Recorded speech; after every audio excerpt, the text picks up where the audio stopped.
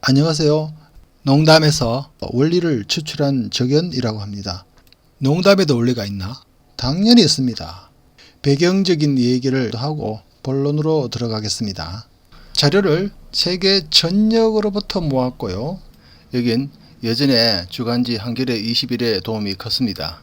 고대로부터 현재까지, 그 다음에 홀리부터 섹슈얼까지 자료 500여 건을 모아서 분류를 해보니까 8가지 프레임이 추출되더라고요. 왜곡과 누락, 일반화, 그리고 범주와 은유, 대칭성과 역설, 딜레마의 틀로 이루어져 있더라는 겁니다. 그리고 15%의 바보들의 행진곡이 있는데요.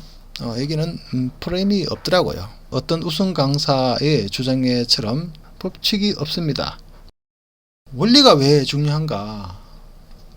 원리를 추출할 수 있어야 다른 곳에 응용이 가능하죠. 우리가 남을 웃길 때 어떤 이야기를 끌고 와서 웃기는 것은 그렇게 뛰어난 농담은 아니지요. 특히 상대가 이미 알고 있는 경우는 이야기 가치가 없어지는 거죠. 그래서 그 순간순간에 말을 잡아 돌려서 웃기는 것이 진정한 위트죠. 특히 미국 대통령들의 위트는 그 방향에서 대단히 뛰어나다는 겁니다. 밥돌이라는 의원이 쓴 미 대통령의 위트의 원리를 보면 아주 탁월해요. 또 하나의 분류를 보면요. 일반인들이 가장 많이 사용하는 농담은 왜곡과 누락과 일반화로 이루어져 있습니다. 그리고 일반화에 대한 비일반화가 있겠죠. 비일반화 위로 올라가면은 뛰어난 리더십을 발휘했던 사람들 또는 학자들이 많이 사용하는데, 이 사람들은 비일반화와 범주화, 은유, 대칭성의 원리를 대부분 사용한다는 겁니다. 그리고 고대 철학자들과 각 종교의 성자들은 은유, 대칭성이나 역설을 많이 사용한다는 겁니다. 그리고 미술과 음악에도 이 8가지가 흐른답니다. 본론에 들어가겠습니다. 왜곡에는 17가지 유형이 나오더라고요. 물론 더 나올 수 있습니다. 구체적인 예를 하나 들어보면요. 절과 교회가 담 하나를 두고 가까이 있었는데, 교회에서는 연불 소리 듣기 싫다 그러고 절에서는 찬송가 소리를 듣기 싫다고 서로 그러겠죠. 그런데 어느 날부터 스님의 연불 소리가 바뀌었답니다. 관세음보살, 관세음보살. 자, 이 경우는 단어는 같은데 발음상의 왜곡이죠. 또 하나 예를 들게요. 한 할머니가 의사를 찾아갔는데 할머니가 손가락으로 무릎을 가리키면서 여기도 아프고 어깨를 가리키면서 여기도 아프고 머리를 가리키면서 여기도 아프다 그러니까 의사가 하는 말이 간단하네요. 그 손가락에 문제가 있네요. 위치나 방향의 왜곡이죠. 왜곡 중에서 가장 많은 비중을 차지하는 건 한 가지에서 2가지 이상의 의미를 가질 때가. 선생님이 학생들에게 양심의 가책이라는 개념에 대해서 설명하고 있었는데요. 선생님이 여러분 항상 나를 불안하게 하고 어디든지 쫓아다니면서 괴롭히고 밤이면 잠 못 이루게 하는 게 뭘까요? 라고 말하니까 학생들이 그야 당연히 사모님이죠. 여기서 말한 나라는 것은 학생들 각자를 말하는 건데 학생들은 선생님만을 생각하는 거죠. 또 한 가지 예를 들어볼까요? 제가 이제 승복을 입고 어떤 식당에 들어갔습니다. 식당 내부를 둘러보니 한 테이블에서는 주문된 음식을 앞에 두고 할머니와 아마 제가 볼 땐 손주들인 것 같아요. 기도를 하고 있었습니다. 나는 식당에 들어가면서 메뉴를 선택했고 기도하는 가족 옆 테이블에 의도적으로 가서 앉았죠. 조금 후에 그들은 기도가 끝나고 식사를 시작하고 있었고요. 잠시 후 제가 주문한 식사가 나왔는데 나는 가슴에 십자가를 그리며 기도를 시작했습니다. 곁눈으로 옆 테이블의 상황을 보니까 할머니 얼굴엔 화가 난 게 역력했고요. 손자들은 손가락으로 저를 가리키면서 신기하다는 듯이 웃고 있었죠. 자, 한 가지 행동으로 상반되는 그런 현상이 만들어진 거죠. 그 다음에 누락. 누락에서는 4가지 종류가 발견되더군요. 누락의 예를 하나 들어보면은 회의 시간이었답니다. 직원 A가 자신의 의견을 먼저 말했는데 말이 끝나기가 무섭게 직원 B가 머리가 나쁘면 입이나 다물고 있지라고 이제 강하게 쏘아 붙였죠.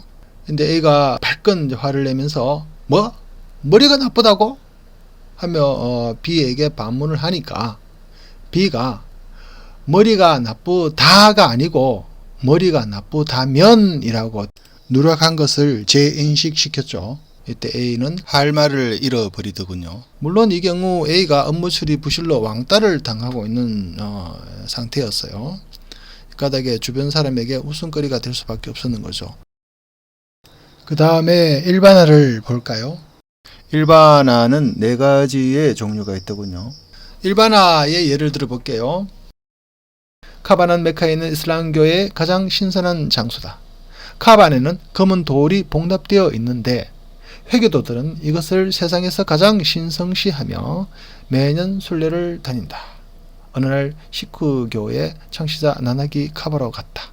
그는 무척 지쳤기 때문에 모스크에 들어가 그만 잠이 들었다. 그곳에 한 사제가 지나다가 나나기의 그 모습을 보고 경노하였다. 다리가 검은 돌을 향해져 있었기 때문이다. 그는 나낙을 끌어당기며 소리쳤다. 여기서 무슨 짓을 하고 있는 거요? 이것이 얼마나 거룩한 장소라는 걸 모른단 말이요? 당신의 다리가 거룩한 돌을 향하고 있는 것을 모르시오? 신을 믿지 않소? 나낙이 잠에서 깨어 일어나 앉았다. 그렇다면 내 다리를 신이 없는 곳으로 돌려놓으시오. 그러자 사제는 나낙의 발을 다른 쪽으로 돌려놓으니까 신기하게도 발이 향하는 쪽으로 검은 돌이 옮겨갔다. 몇 번이고 계속해서 다리의 방향을 바꾸었지만 그럴 때마다 검은 돌의 위치는 계속 바뀌는 것이었다. 혼비백산한 사제에게 나낙이 이렇게 말했다. 여보게, 신이 계시지 않는 곳은 없다네. 뭐뭐 하지 않는 곳은 없다네. 이게 일반화죠. 다음의 예는 일반화이면서 비일반화가 같이 쓰인 내용입니다. 2차 대전 때 무솔리니는 리비아를 먹으려 했답니다. 하지만 리비아는 대항하죠. 무솔리니 군과 한판의 전쟁을 치르면서 리비아의 오마르 무크타르에게 무솔리니의 장교가 하나 잡힙니다. 무크타르의 한 병사가 무솔리니의 장교에게 총을 겨누자 무크타르는 우리는 포로를 안 죽여 하며 저지하죠. 그러자 무크타르의 병사가 그들은 그렇게 합니다 라고 하니 무크타르는 그들은 우리 선생이 아니야 라고 하죠. 영화 라이언 오브 더 데저트라는 내용 중에 하나입니다. 자, 병사가 그들은 그렇게 합니다 일반화했죠. 그러자 무크타르는 그들은 우리 선생이 아니야 라고 비일반화하죠. 사실 비일반화로 넘어가면은 농담으로 볼 수도 있고 진담으로도 볼 수 있는 경계가 불분명해집니다. 웃으면서도 교육적인 의미가 있을 수도 있습니다. 링컨 대통령이 미국 대통령 중에서 가장 농담을 잘했답니다. 끼어들기 좋아하는 웨이드 상의원이 조지 맥클런 장군을 지휘 통계에서 해임토록 대통령을 압박하려 했다. 그러나 대통령은 그럼 누가 유니온 측 군을 통솔하느냐고 물었는데 웨이드는 비아냥거렸다. 글쎄요. 누구라도 할 수 있죠. 누구라도는 일반하죠. 확실히 누구라도 맥클런보다는 더 잘할 겁니다. 그러니까 링컨이 말했다. 웨이드, anybody는 당신을 위해 일할 수 있습니다. 그러나 나는 somebody가 필요합니다. 일반화의 일반화로 받은 거죠. 하지만 두 일반화에는 어떤 차이가 있죠? 자, 나중에 그 문제를 다루도록 하겠습니다. 그 다음에 범주화 볼게요. 카테고리라고도 하고 청크라고도 하죠. 범주화가 위쪽으로 향하면은 범위를 넓히면은 청크업이라 하고 옆으로는 동등 청크 레터럴, 그 다음에 아래쪽으로는 범위를 좁히는 청크 다운이라고 할게요. 세 가지가 있죠. 그림과 같이 사과가 중앙에 있으면은 위로는 과일이라는 명칭을 쓸 수 있고 사과 아래로는 신한골드, 부사 이렇게 사과의 종류가 나열될 수 있죠. 측면으로 가면은 배나 귤 이렇게 될 수 있겠죠. 자, 사과 대신에 경제라든가 사랑 또는 명상과 같은 추상 명사를 넣으면은 카테고리 업, 레터럴 다운에서 사람마다 천차만별의 카테고리화가 이루어지죠. 저는 이것을 사고의 지도라고 말하는데요. 이것을 가지고 오름대 걸음으로 말할 수 없는 부분이 생깁니다. 그런데 이걸로 싸우는 경우가 있고요. 웃음의 용도로 사용하는 경우도 있습니다. 농담의 예를 하나 들어보면요. 불교의 하나 예인데요. 산중에 노승과 동자승이 살고 있었는데요. 노승이 출타한 사이에 동네 할머니가 쌀 한 대 빡을 가져와서 불공을 들여 달라네요. 동자승이 북도 쳤다가 목타도 쳤다가 이렇게 알아듣지도 못하는 연불소리를 혼자 흥얼거리다가 불공이 끝났으니 내려가라고 했다네요. 할머니가 뭔가 좀 아닌 것 같아. 내려오다가 올라오는 노승을 만났는데 할머니가 불만을 토로했겠죠. 그렇게 하던데 뭔가 이게 불공이 잘못된 게 아닙니까 하니까 노승이 하는 말이 예 잘못되었습니다. 이렇게 화를 버럭 내면서 그건 큰 불공 때나 그래 하는 건데 아니 겨우 쌀 한 대 빡에 이놈 올라가서 내가 혼을 내어야겠다라고 하면서 올라가 버렸답니다. 자, 이 모습을 본 할머니는 흐뭇해하면서 집으로 내려갔다네요. 범주화 업 한 거죠. 이번에는 범주화 업 했다가 다시 다운한 내용입니다. 사찰에 살면서 사찰 내부의 다양한 일을 맡아서 처리하는 사람을 처사라 부르잖아요. 한때 이분이 나름의 판단으로 화단에 꽃을 뽑아다가 물이 흐르는 수도가에 옮겨 심었어요.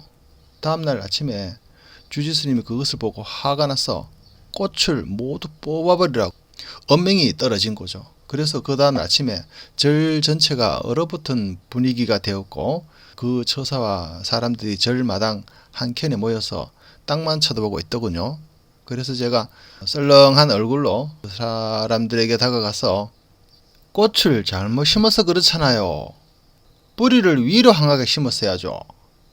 이렇게 말하니까 모였던 사람이 당연히 복사가 만들어졌죠. 자, 여기서 꽃을 잘못 심었잖아요. 청크업 했죠, 그죠? 그 다음에 뿌리가 위로 오도록 심어야죠. 청크 다운 했죠. 청크업에서 범위에 들어오게끔 청크 다운을 다시 한 거죠. 범주화를 가지고 농담만 일어나느냐? 일반 대화에서도 아주 중요합니다. 어떤 사람은 이야기가 옆으로만 새는 사람이 있는가 하면요. 아래 위를 잘 살피는 사람이 있습니다. 위로는 추상적이고 개념적인 얘기가 되고 아래로 내려가면은 세밀하고 아주 구체적인 얘기가 되죠. 이 두 관계의 연결이 잘 되어 있어야 이 사람이 전체적인 구도와 세밀한 부분에 대한 그림을 잘 그리고 있다고 볼 수 있죠. 우리가 글을 쓸 때 기승전결이라는 측면과 이 범주화를 잘 살펴야 훌륭한 글이 될 수 있죠.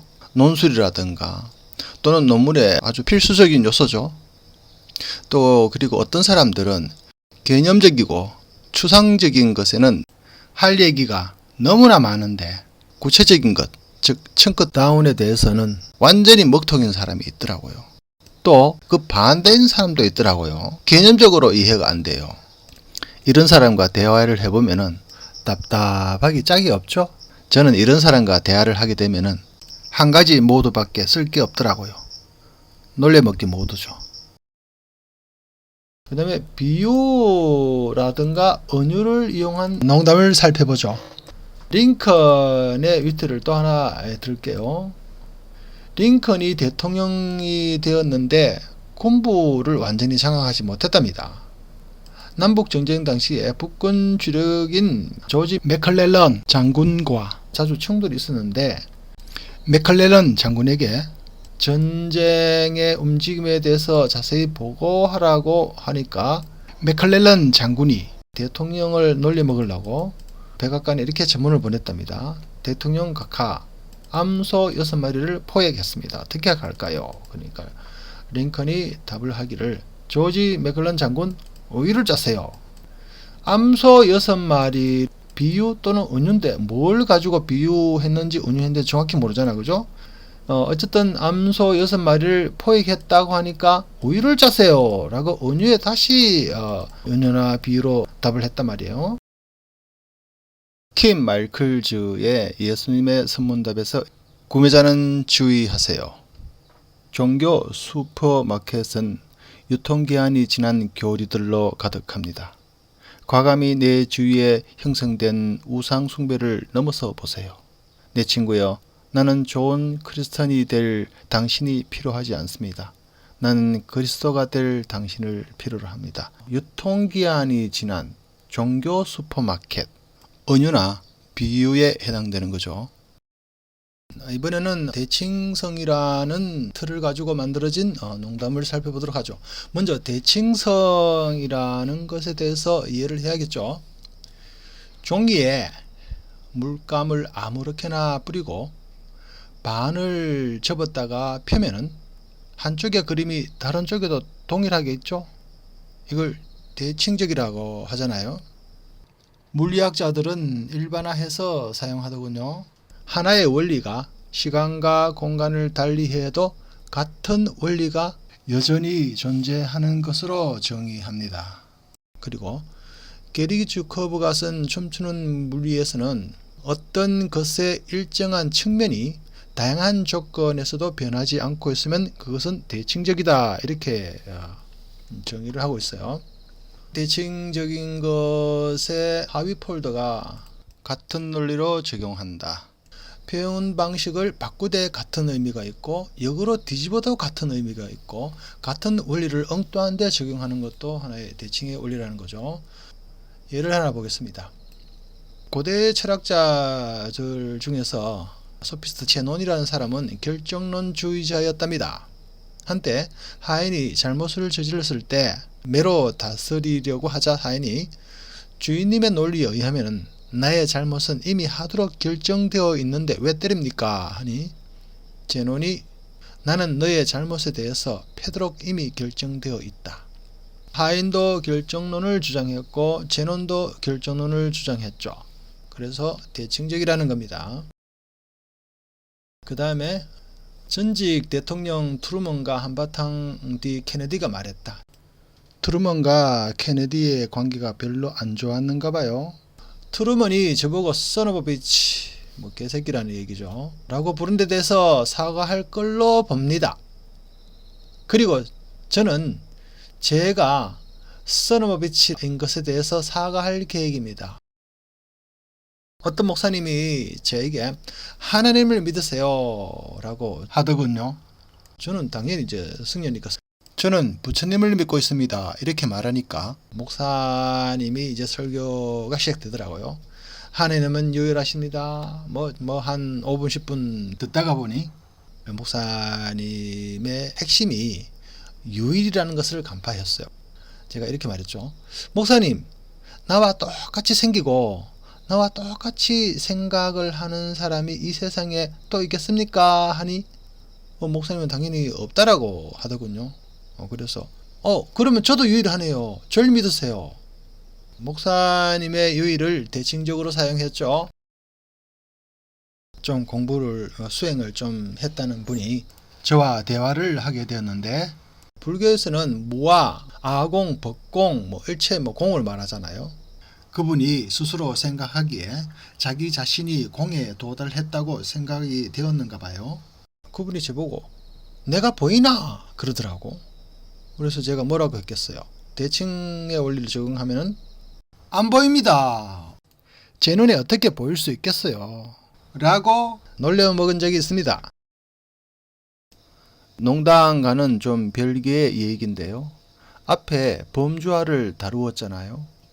범주화 업하고 범주화 다운하고 레터럴이 있었잖아요. 비유와 대칭성은 청크 레터럴, 즉 역개념에 해당된단 말이에요.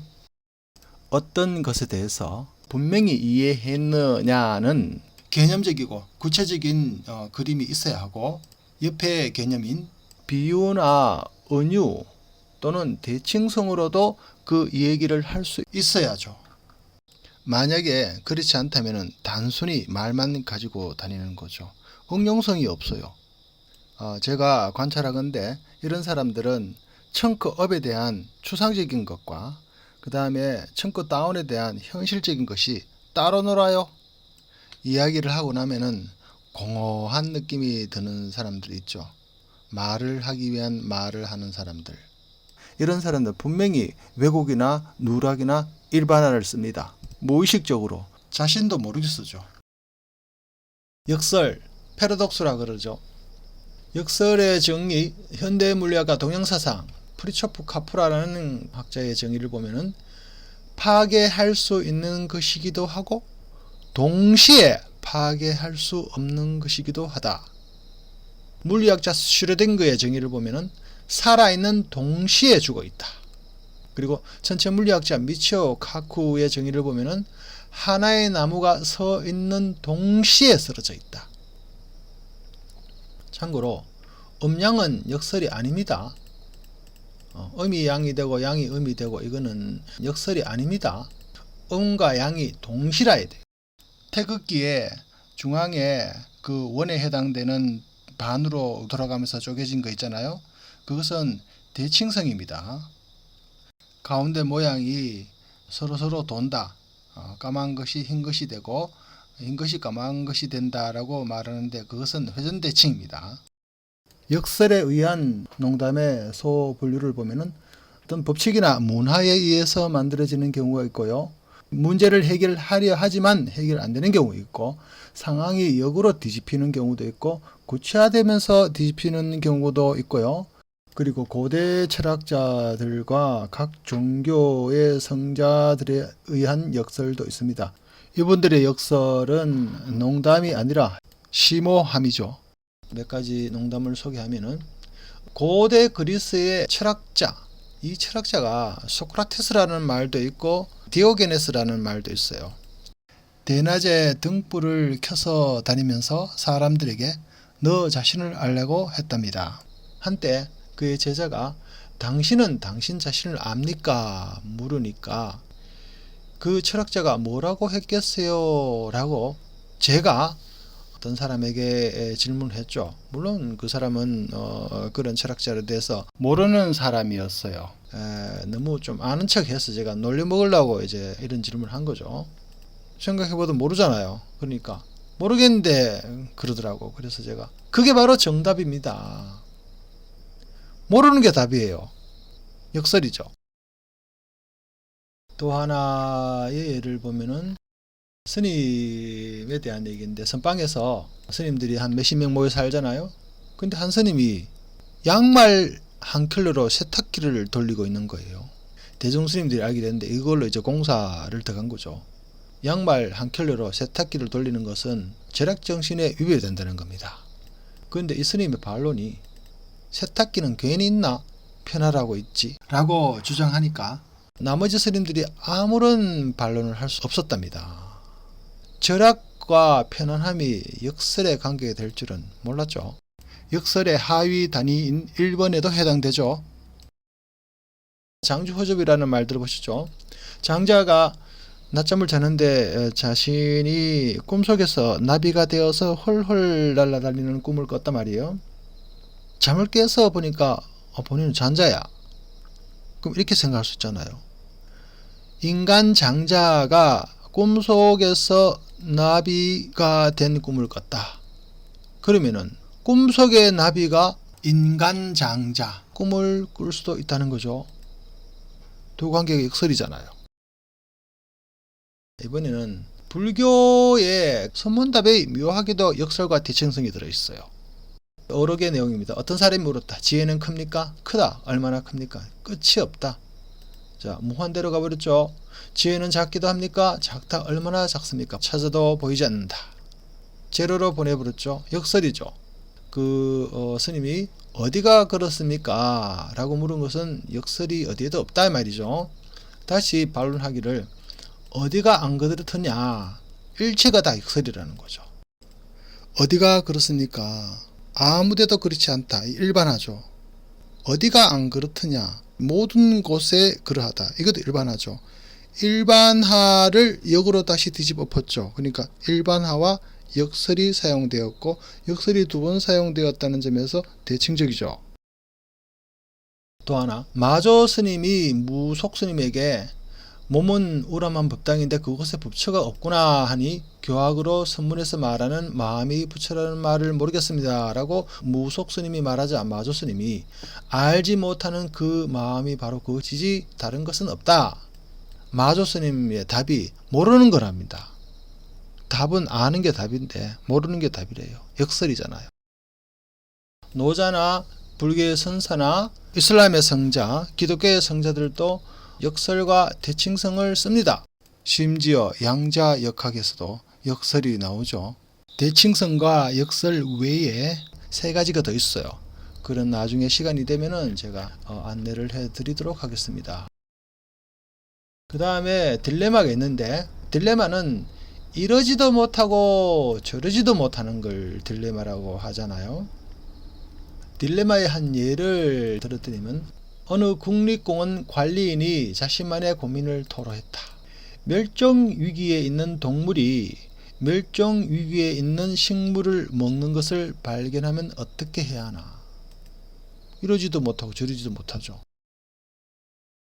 한때 제가 승복을 입고 교회에 갔습니다. 교회 집사님인가 봐요. 대짜고짜로 이제 불교를 비방하는 거예요. 물론 대부분 그렇듯이 자기 가치 기준으로 이해했다고 생각하는 우리 종교 기준이죠. 그래서 제가 만약 당신의 종교를 제대로 이해했다면 남의 종교를 비방하지 않을 것입니다. 라고 했죠. 딜레마에 빠지겠죠. 또 하나는요, 부패 정치 혐의로 기소된 한 정치가가 판결 결과를 알려줄 변호사의 전화를 초조하게 기다리고 있었다. 마침내 전화벨이 울렸다. 어떻게 됐습니까? 라고 물으니까 변호사가 마침내 정의로운 심판이 내렸습니다. 라고 그러니까 이 부패 정치가가 알았어. 당장 항소합시다. 이렇게 말했단 말이에요. 이 정의로운 심판에 유리한 쪽이 부패 정치가 자신이라고 확정 편향한 반응일 수 있죠. 그러면 이 변호사는 딜레마에 빠지게 되는 거죠. 이 정치가의 변호를 해줬으니 수고비를 받아내야 되겠는데 재판에 지면은 그동안 수고비가 날아갈 수 있잖아요. 딜레마에 빠지는 거죠. 어떤 스승이 제자에게 말했다. 절대적인 확신은 하지 마라. 그건 바보나 하는 짓이야. 하니까 제자가 물었답니다. 스승님은 그것을 절대적으로 확신합니까? 그러니까 스승님이 그럼 역설은 하는 동시에 하지 말아야 되고 딜레마는 확신을 하지도 못하고 안 하지도 못하는 상황이죠. 그러면 딜레마와 역설은 어떤 관계가 될까요? 그 다음에 아이러니는 확신을 했다가 확신을 하지 않는 것이죠. 이제까지 대부분 하나의 원리만 사용된 경우가 대부분이었죠. 2개의 원리가 동시에 작동되는 경우도 있었고요. 지금부터는 8가지에서 몇 가지 프레임이 결합된 예를 살펴보면요. 한 남자가 정신분석가를 찾아갔다. 정신분석가는 잉크 반점이 들어있는 한 묶음의 카드를 꺼내서 한 장씩 그 남자에게 보여주며 무엇이 연상되는지를 물었다. 남자는 첫 카드를 보고 섹스라고 말했답니다. 또 2번째 카드를 보고도 섹스라고 말했대요. 모든 카드를 보고 섹스라고 대답했는데 정신분석가는 극전스러운 표정으로 당신 마음엔 섹스가 가득하군요. 이렇게 말하니까 그 남자가 깜짝 놀라서 하는 말이 아니 그 지저분한 그림이 모두 당신 거요? 마음속에 섹스가 가득하군요. 가득하군요. 일반하죠. 그 문장 전체가 왜곡이죠. 왜곡과 일반화가 사용되었죠. 환자가 말하기를 그 지저분한 그림은 모두 당신 거요? 이 또한 왜곡과 일반화이죠. 그런데 정신분석가의 말과 이 환자의 말이 역으로 뒤집어 엎었으니까 역설이죠. 의사는 어때요? 딜레마에 빠지게 됐죠. 왜곡과 일반화, 역설, 딜레마가 모두 다 사용된 농담이죠. 제가 절에서 살면서 경험했던 겁니다. 텃밭이 보통 있잖아요. 봄에 그 씨앗을 뿌리는 봄 가뭄 때문에 씨앗이 잘 안 나는 경우가 있었는데 그 절에 있는 사무원하고 제가 같이 일을 하게 됐는데 그 절에 그 상주하는 처사님이 그 이런 일을 싫어해요. 핑계가 모기가 물어서 못한다. 봄에 모기가 있나요? 없잖아요. 당연히 이제 핑계고 하기 싫다는 의미죠. 사무 보는 분이 모기가 물어서 텃밭 일을 할 수 없다는 게 말이 되냐? 뭐 이렇게 불만을 얘기하더라고요. 그러다가 얼마 전에 뿌려놨던 씨앗이 안 나는 걸 보고 씨앗은 왜 안 나는 거야? 또 이렇게 불만적으로 말하더라고. 그래서 제가 모기가 물어서 씨앗 발화가 안 된다 라고 했더니 당연히 반대를 하다가 그냥 폭소가 만들어진 거죠.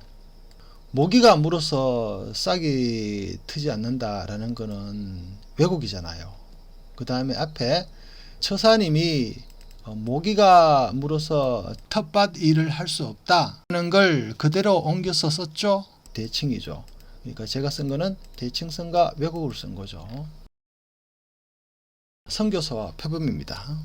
아프리카 오지에서 선교 활동을 하던 어떤 선교사가 어느 날 표범을 만나 쫓기게 되었는데 목숨을 걸고 도망쳤으나 금방 이제 표범이 따라잡은 거죠. 그래서 이 선교사가 무릎을 꿇고 하늘에 우러러 기도를 했답니다. 하나님, 이 표범이 기독교인으로 변하게 해 주십시오 라고 하니까 그러자 표범이 무릎을 꿇더니 이렇게 말하더랍니다. 하늘에 계신 우리 아버지, 오늘도 너무나 감사드립니다. 일용할 양식을 주셔서. 표범이 기독교인이 될 수 있도록 기도한다는 건 왜곡이죠. 또 표범이 감사에 기도하는 것, 이것도 왜곡이죠. 그리고 성경을 중심에 놓고 보면은 대칭을 이루죠. 그런데 선교사와 표범의 상황은 역설적이죠. 하나는 잡아먹혀야 되고 하나는 잡아먹어야 되는 상황이죠. 자, 여기서 왜곡이 사용됐고 역설이 사용되었죠. 이제까지는 제가 연구한 내용에 대해서 알려드렸고요. 그럼 지금부터는 고대 철학자들로부터 현대까지 어떤 식으로 농담이 연구되어져 왔는가에 대해서 얘기해 보도록 하죠. 고대 그리스의 아리스토텔레스는 우월과 비꼬는 것에 의해서 농담이 만들어진다고 주장한 사람이고, 그 다음에 플라톤은 기형적인 것, 결함이 있는 것 등 이런 규범을 벗어난 것에서 웃음이 유발된다 이렇게 주장했고, 그 다음에 칸트라는 사람은 기대가 아무것으로 아닌 것으로 판명날 때 웃음이 일어난다고 주장했고, 프로이드는 유사성, 유사하지 않는 것에서 유사성, 낯선 것에서 통일성을 엮어내는 것, 유사성이 아니라 차이점, 그 다음에 의미와 무의미성 사이의 대조 혹은 모순에서 웃음이 일어난다 이렇게 정의했고, 한국에서는요 몇몇 교수님들이 모여서 책을 쓴 것이 웃음치료와 정신건강이라는 책을 썼는데요.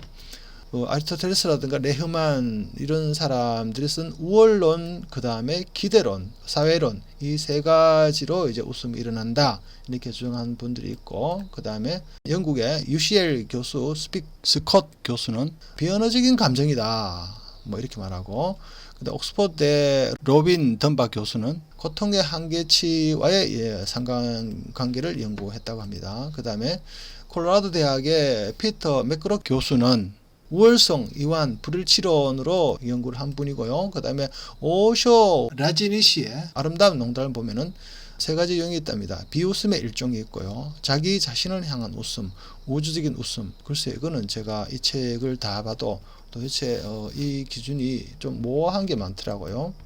비웃는 것이 웃음이 될 수 있을까 하는 생각을 해봅니다.